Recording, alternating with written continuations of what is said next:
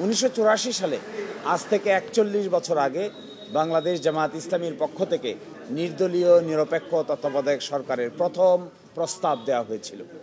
এই জাতি অনেক পানি ঘোলা করেছে, অনেক অসম্মান হয়েছে, অনেক মানুষের জীবন গিয়েছে, গুম খুন, নির্বাচন ব্যবস্থা ধ্বংস হয়েছে। 41 বছর পরে সকলে মিলে আবার তত্ত্বাবধায়ক সরকারের প্রয়োজনীয়তা অনুভব করছে। আমরা তখনই বলেছিলাম যে this is an inseparable twin, inextricably linked, ইন্টারটুইন।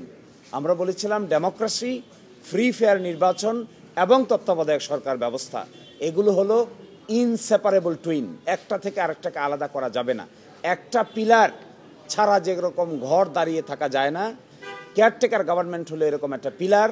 এটিকে সরিয়ে ফেললে অবাধ নির্বাচন সম্ভব নয়, অবাধ নির্বাচন না হলে ডেমোক্রেসিও সম্ভব নয়। আজকে 41 বছর পরে যে যাই বলুন না কেন, যে যতটুকুই ক্রেডিট নিতে চান না কেন, মূলত রাজনৈতিক দলের নেতৃবৃন্দের এই অদূরদর্শী আচরণের ফলেই জাতিকে যা খেসারত দিতে হয়েছে, এটা কনসিকুয়েন্স আকারে আমরা আদালতের সামনে তুলে ধরেছিলাম। আমরা মনে করি নির্বাচনের ক্ষেত্রে জয় এবং পরাজয় মেনে নেওয়ার মেন্টালিটি অর্জন করতে হবে।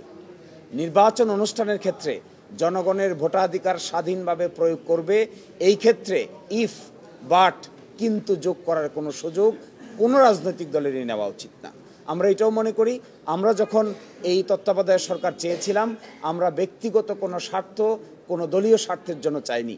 আমরা চেয়েছিলাম ডেমোক্রেসি বাংলাদেশে এস্টাবলিশ হোক, বাংলাদেশিক সিস্টেমটা, কনস্টিটিউশনালিটিটা আস্তে আস্তে গভীর ভিত্তির উপর দাঁড়াক।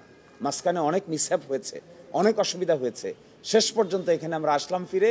পরবর্তী দায়িত্ব হবে সকলে মিলে Democratic environment in the society, free fair election and credible election ব্যবস্থাকে সকলে মিলে শক্তিশালী করা।